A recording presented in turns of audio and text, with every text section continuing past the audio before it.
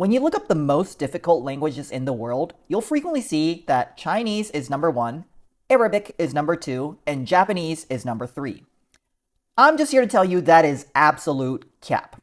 Personally, I believe Arabic is significantly harder than Chinese, and I'm going to tell you why. So first, in Chinese, the syntax is almost identical to English. If you look at a comparison between a sentence with Chinese and English, the word order lines up almost completely. Now contrast that with Arabic, and the words are completely jumbled up and completely different from English. Second reason is verbs do not conjugate in Chinese. You might have heard a Chinese person use broken English before, and after learning Chinese for 5 days, I figured out why. In Chinese, the sentence, I don't like swimming, literally translates to, I no like swim. In Chinese, this sentence makes complete and total sense.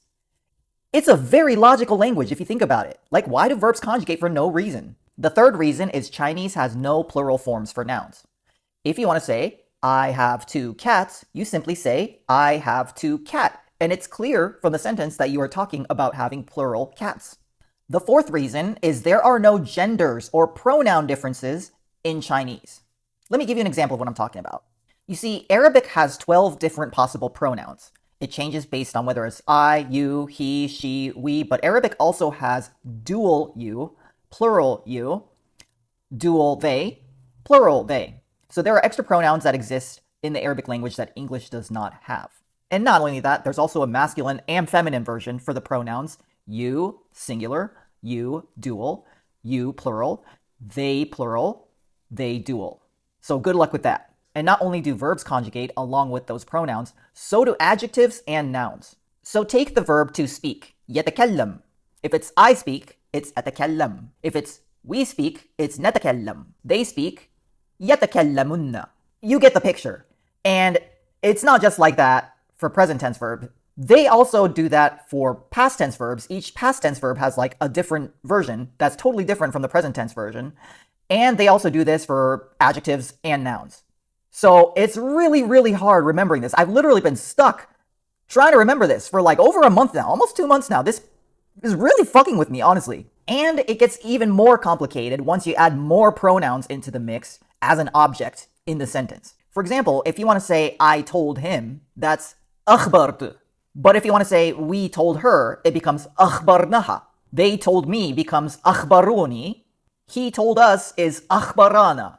So it's like your brain has to think constantly and remember all this and think about who is saying what gender they are, when, and like how many people there are in the group. And it's like, it's a fucking lot to process, dude. Like, it takes a long fucking time for your brain to remember all that. Chinese doesn't have any of that. Chinese is very simple in comparison. So basically, the main reason why people say Chinese is hard is because of the tones. It's really super hard to pronounce, but so is Arabic. And also the alphabet. Well, technically, there is no alphabet. Chinese has no alphabet system, so you only have to memorize like 50,000 individual characters to understand their meanings. Good luck with all that. But I'm here to tell you right now that if you are a native English speaker who also happens to be able to read a little bit of Japanese, I have good news for you. You are actually the perfect candidate to learn Chinese. Many of the same characters used in Japanese kanji are similar to Chinese Hanzi. So many times, Japanese characters can pretty much guess what is being said when reading Chinese. So I've done this many times with Chinese lessons on Duolingo. I've never taken many units before. I literally just skip entire units and I'll just test out and I'll pretty much just guess what's being said based on the characters that show up that look familiar. And many times I end up getting the correct answer. And it just so happens that since the syntax and sentence structure is almost identical to English and Chinese, and the characters that are written are super similar in Japanese and Chinese, if you happen to speak both Japanese and English as your native language, you are actually in the best position to learn Chinese. I wish I knew this years ago, because I would have started learning like 20 years ago if I knew this information. Legitimately, I kept continually hearing that Chinese is the hardest language in the world, so that's really what put me off from it. I certainly think that I didn't think I was going to be smart enough, certainly not smart enough to learn this language. Now, I could just be completely talking out of my ass. I could be completely wrong, because I've only been learning Chinese for like 5 days. So I could be completely just talking out of my ass completely wrong. But from what I've seen, It seems way easier than Arabic. Like I'm struggling way less in Chinese than I am with Arabic. Like I legitimately wonder, should I stop taking Arabic and like switch over to Chinese, or like should I learn all three languages? Should I keep learning Russian, Arabic, and also add Chinese onto the mix?